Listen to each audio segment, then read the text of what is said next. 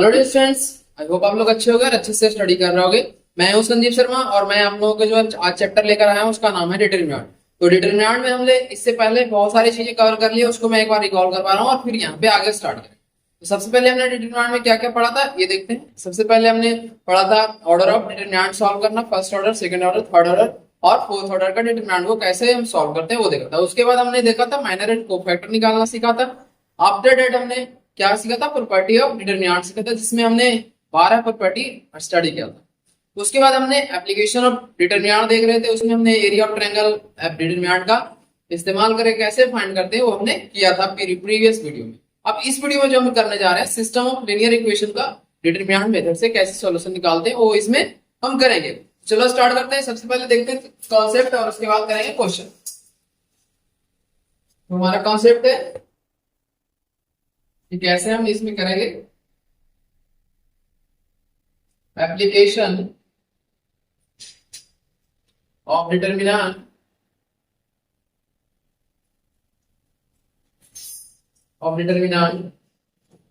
in solving a system of in solving a system of linear equation।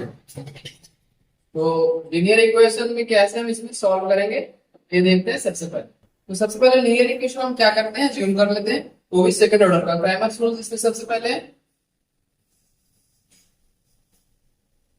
क्राइमर्स rule. तो क्राइमर्स rule से हम कैसे system of linear equation का solution find करते हैं ये हम देखते हैं। तो सबसे पहले मान लो यहाँ पे a1x plus b1y equal to c1, a2x plus b2y equal to c2। तो यहाँ पे अगर हम बात करें तो सबसे पहले क्या हो जाएगा हमारा d क्या होता है, a1 b1, a1 b1, a2 b2।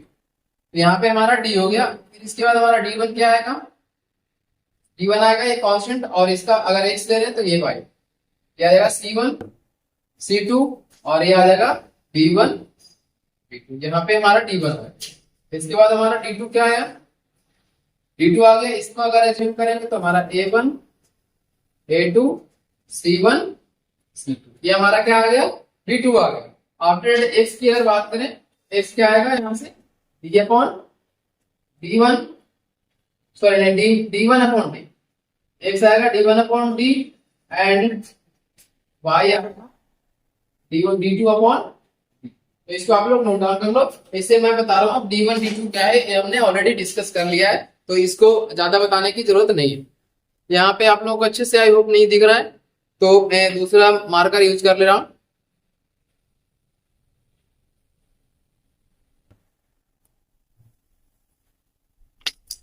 यहाँ पे जो हमारा लिखा हुआ है आपको ध्यान देना, यहाँ पे डी लिखा हुआ है, ये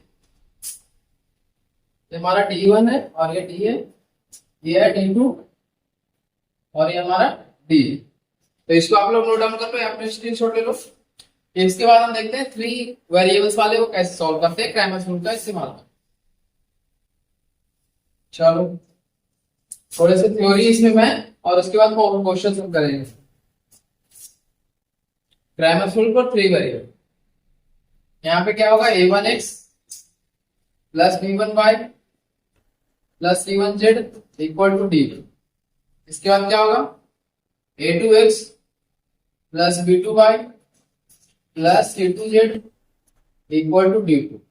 इसके बाद क्या होगा a3x plus b3y plus c3z equal to d3।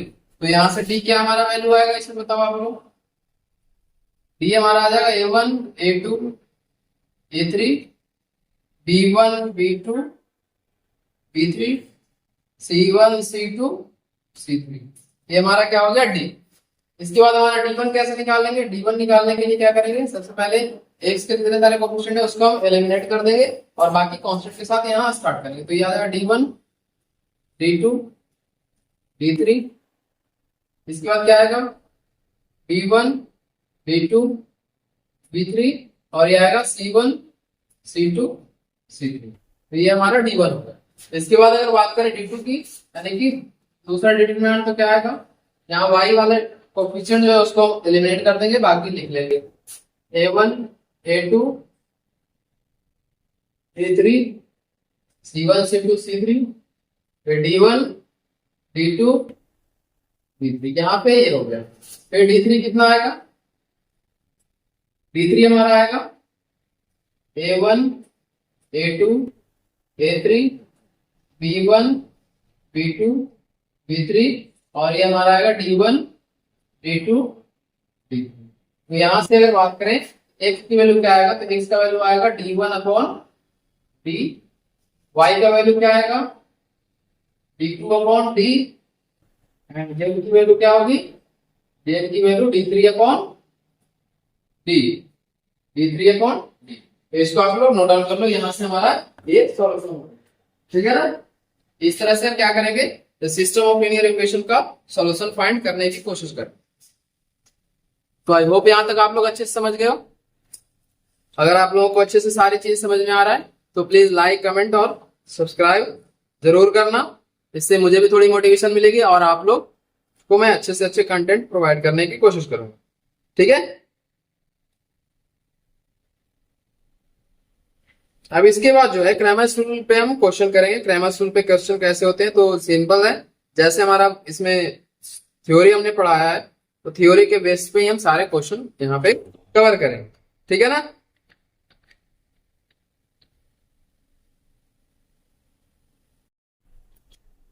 चलो तो क्वेश्चन करते हैं। सबसे पहले इसको मैं मिटा दूं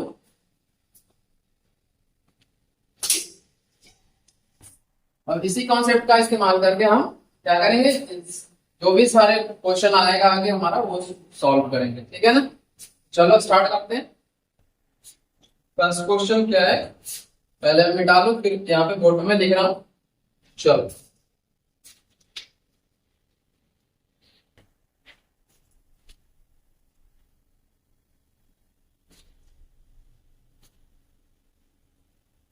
क्वेश्चन है हमारा, आप लोग भी साथ के साथ लिखते चलो।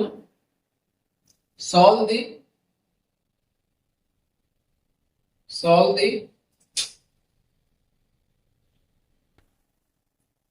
Following system of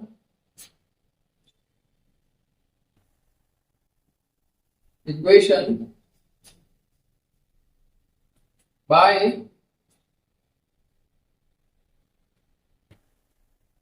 Cramer's rule. तो क्या करना है, क्रैमर रूल का इस्तेमाल करके इस इक्वेशन जो नीचे दिया हुआ है 2x minus y equal to 17, 3x plus 5y equal to 6, इसे हमें सॉल्व करना है। तो चलो सबसे पहले क्या करेंगे, इसका सॉल्यूशन देखते हैं। तो सबसे पहले क्या करते हैं, हम d निकाल देते हैं। तो d क्या है, d हमारा है 2 3 माइनस 1 5। फिर इसके बाद हमारा d1 कितना आएगा, ये बताओ। d1 हमारा आएगा 17 6 फिर माइनस 1 और 5। इसके बाद जो हमारा d2 आएगा वो क्या आएगा, d2 आएगा 2 3 17 और 6। यहां से क्या आएगा 5 2 जा 10 माइनस 1 इंटू 3, तो कितना आएगा 3 प्लस 10 13 हो गया। यहां से अगर बात करें 17 इंटू 5 कितना हो गया 85 माइनस 1 इंटू 6, तो ये हमारा 90 बना। आफ्टर डेट अगर हम बात करें तो इसके बाद 16 कितना आ गया 12 माइनस 17 इंटू 3 क्या हो गया 51, ये हमारा माइनस का 39 डन। तो यहां तक कोई समझने में दिक्कत हो, इसके बाद सिंपल है, बहुत आसान है। इसके बाद x की वैल्यू में क्या करना है, d1 upon x d1 upon d। d1 कितना हमारा है, ये देखो आप लोग, d1 हमारा 91 है और d कितना 13 है, तो 91 अपॉन 13 कितना हो गया 7, तो ये हमारा x की वैल्यू 7 में। y का वैल्यू कितना आएगा d2 अपॉन d, तो d2 कितना आ जाएगा बताओ, हमारा d2 आएगा माइनस का 39 अपॉन फिर 13 39 अपॉन 13 3 से कितना आ गया माइनस का 3, तो ये हमारा x और y का वैल्यू फाइंड आउट हो गया। तो इसको आप लोग नोट डाउन कर लो, मैं साइड हो जा रहा हूँ। ये सॉल्यूशन बहुत आसान है, बहुत इजी है, अगर आप लोग अच्छे से करोगे तो आप लोगों को समझने में कहीं दिक्कत नहीं होगी और क्वेश्चन कहीं नहीं फंसेगा। ठीक है ना, तो ये चीजें आप लोग बड़े प्यार से करना।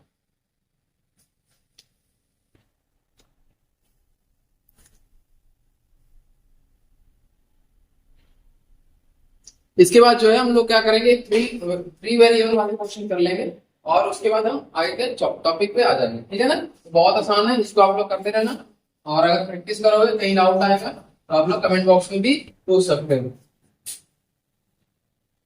और ये जो मैं क्वेश्चन करवा रहा हूँ वो है हमारा आर डी शर्मा से रिलेटेड है, साथ के साथ हमारा एनसीईआरटी से भी है और एग्जाम्पल से भी क्वेश्चन यहाँ पे दिया है। तो हम मिक्स क्वेश्चन कर रहे हैं ताकि आप लोग किसी भी बुक से करते हुए कोई भी दिक्कत ना हो, ठीक है ना। तो आप लोग इससे डरना नहीं और अपना कोशिश जारी रखना, ठीक है। चलो क्वेश्चन देखते हैं।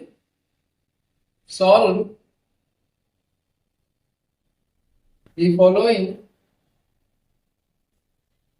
solve the following system of equation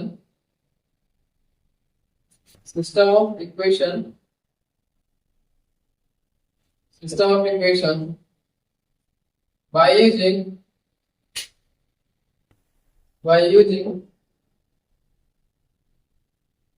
Cramer's rule। तो Cramer's rule का हम इस्तेमाल करके क्या करेंगे, इस सिस्टम ऑफ इक्वेशन को सॉल्व करेंगे। सबसे पहले इक्वेशन क्या है, 5x minus 7y plus z equal to 11 है, 11 है यहाँ पे। इसके बाद क्या है, 6x minus 8y minus z equal to 15 है। इसके बाद हमारा है 3x प्लस 2y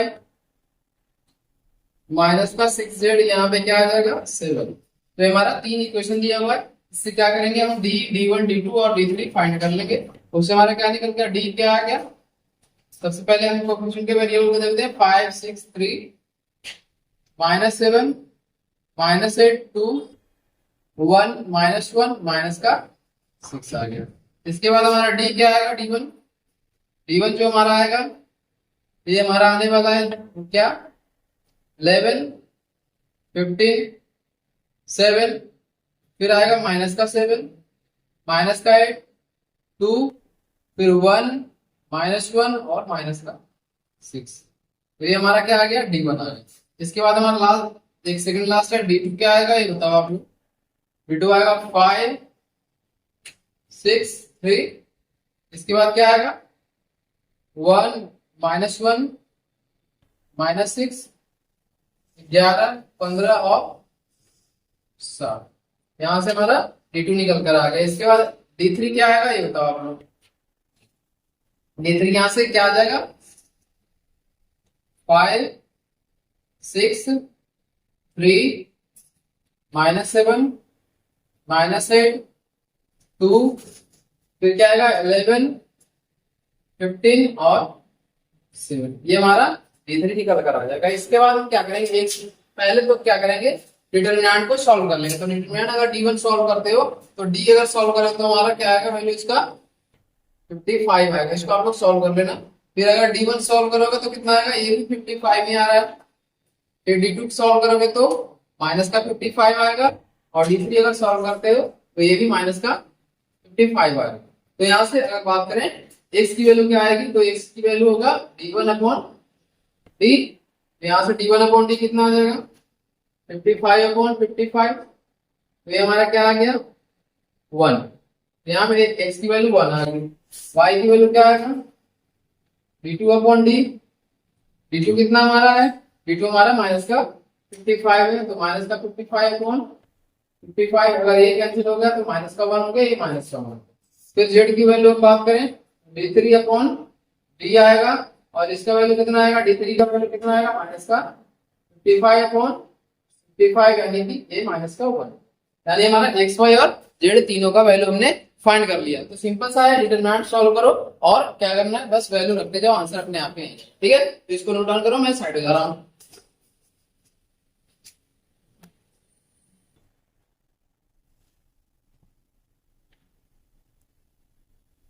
चलो यहां तक आप लोग लिख लिए। तो अब हम क्या करेंगे, इसके बाद हम जो नेक्स्ट टॉपिक देखेंगे उसका नाम है adjoint and inverse of the matrix. तो इसको मैं मिटा रहा हूं और आप लोग भी साथ के साथ हेडिंग लिख देना। इसमें जो क्रेमर्स रूल में था इतना ही था। अगर आप लोगों को और डिटेल में पढ़ना है तो मैं आप लोगों को फिर से एक बार पढ़ा दूंगा एग्जाम से पहले, क्योंकि क्रेमर्स रूल आप लोगों के सिलेबस में भी नहीं है, बट मैं एक आपको आइडिया दे रहा हूँ ताकि अगर मान लो out of the way question पूछा गया तो आप लोग आसानी से कर सकते। ठीक है ना। तो आर डी शर्मा इसलिए हम कवर कर रहे हैं ताकि हमारा तीनों book exemplar, R D Sharma और एनसीईआरटी तीनों साथ के साथ क्या हो जाए, कवर हो जाए। ठीक है ना। तो आप लोग इसको अच्छे से करना। तो आप लोग नेक्स्ट हेडिंग लिखना adjoint and inverse of the matrix. Adjoint and inverse of a matrix. सबसे पहले लिखना आप लोग एडजॉइंट। एडजॉइंट क्या होता है पहले ये देखो, यहाँ पे लिखेंगे एडजॉइंट ए इक्वल टू सी आई जे। सी आई जे मतलब कोफैक्टर, हमने माइनर एंड कोफैक्टर निकालना सीखा था, वही है सी आई जे। आई मतलब रो और जे मतलब कॉलम। तो यहाँ और टी क्या रिप्रेजेंट कर रहा है, ट्रांसपोज। ठीक है ना। एक एग्जांपल से मैं समझा रहा हूँ, आप लोगों को अच्छे से समझ में आएगा। एक देना ए, अगर हम मान लें ए वन वन है, ए वन टू है, ए वन थ्री है, ए टू वन है, ये टू टू है, ए टू थ्री है, ये थ्री वन है, ये थ्री टू है, ये थ्री थ्री। हमने एक मैट्रिक्स एज्यूम कर लिया। तो इसका हमारा एडजॉइंट ए क्या बताएगा, एडजॉइंट ए जो बताएगा वो बताएगा, देखो ध्यान से, इसका हमारा कोफैक्टर क्या निकल के आएगा, C one one, C one two, C one three हो जाएगा यहाँ पे। इसके बाद क्या हो जाएगा, C two one, C two two, C two three. इसके बाद क्या आएगा, C three one, C three two and C three three. और इसका ट्रांसपोज, तो इसका अगर ट्रांसपोज निकालते हो तो क्या आएगा ये बताओ, एडजॉइंट ए। इसका ट्रांसपोज हम अगर फाइंड करते हैं इस मैट्रिक्स का, तो इसमें जो रो है वो कॉलम है, वो रो बन जाएगा, और रो है जो कॉलम बन जाएगा। तो इसको आप लोग ध्यान देना। इसमें क्या आएगा, C one one, C one two, C one, यहां से कन्वर्ट हो गया। उसके बाद सी टू वन हो जाएगा, सी टू टू होगा, और ये सी टू थ्री होगा। आफ्टर दैट लास्ट में क्या रहेगा, सी थ्री वन होगा, सी थ्री टू होगा, और सी थ्री थ्री हो जाएगा। तो ये हमारा क्या आ जाएगा, एडजॉइंट ऑफ मैट्रिक्स ए। इसको आप लोग नोट डाउन कर लो, ये बहुत आसान चीज है, और इसी पे आधारित हम क्वेश्चन करेंगे, और इसका इस्तेमाल हम डिटरमिनेंट पे, sorry application of linear equation of three variable two variable में हम करेंगे इसका। ठीक है ना।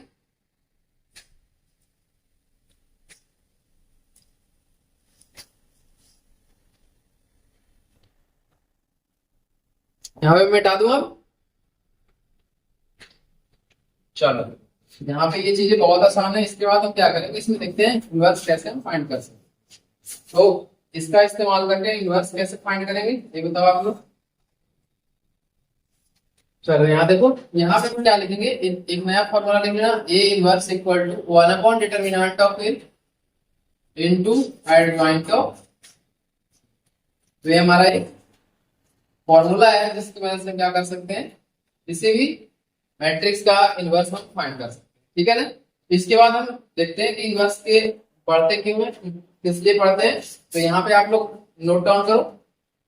अगर हम अज्यूम करें कि सिस्टम ऑफ लीनियर इक्वेशन है, तो सिस्टम ऑफ लीनियर इक्वेशन का सॉल्यूशन कैसे हम इस मेथड से फाइंड करते हैं। सिस्टम ऑफ लीनियर इक्वेशन क्या होगा, सबसे पहले बताओ, system of linear equation, system of linear equation. तो यहाँ पे मान लो a1x plus b1y equal to c1 है, ये अज्यूम कर लो a2x plus b2y equal to c2 है। ठीक है ना। तो यहाँ से क्या करेंगे, एक मैट्रिक्स अज्यूम करेंगे जो इसके कोएफिशिएंट से बन रहा है। तो क्या बन रहा है, a1 a2 b1 b2। इसके बाद हमारा x जो आ रहा है वो क्या आ रहा है, x जो आ रहा है x, y हो गया ये टर्म। इसके बाद हमारा b एक मैट्रिक्स अज्यूम करेंगे जो इसके कांस्टेंट टर्म से बन रहा है, c1 c2। यहां तक कोई दिक्कत। और ये कैसे लिखेंगे, a into x equal to b, और x हमारा क्या आएगा, a इनवर्स इंटू b। तो इसको आप लोग नोट डाउन कर लो। यहां तक हमारा थ्योरी कंप्लीट हो गया।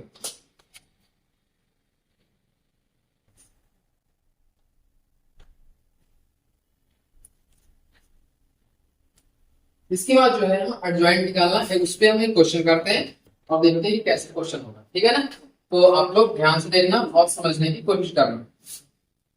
तो ये हमारा तरीका था कि एडजॉइंट कैसे निकालते हैं और इनवर्स ऑफ मैट्रिक्स कैसे निकालते हैं, और साथ ही साथ इनवर्स ऑफ मैट्रिक्स का इस्तेमाल करके हम कैसे सिस्टम ऑफ लीनियर इक्वेशन का सॉल्यूशन निकालते हैं। तो ये हमारा 3 कॉन्सेप्ट है, ये आप लोग तीनों का तीनों ध्यान में रखना। ठीक है ना, चलो स्टार्ट करते हैं। सबसे पहले क्वेश्चन है हमारा, फाइंड द adjoint of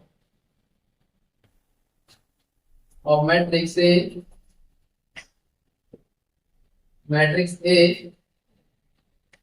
और A की वैल्यू दी हुई है हमारे पास 1 1 1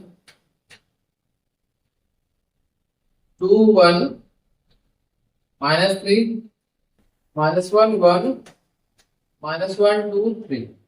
तो ये हमारा क्या है, मैट्रिक्स दिया हुआ है। तो इससे सबसे पहले हम क्या करेंगे, कोफैक्टर फाइंड करेंगे।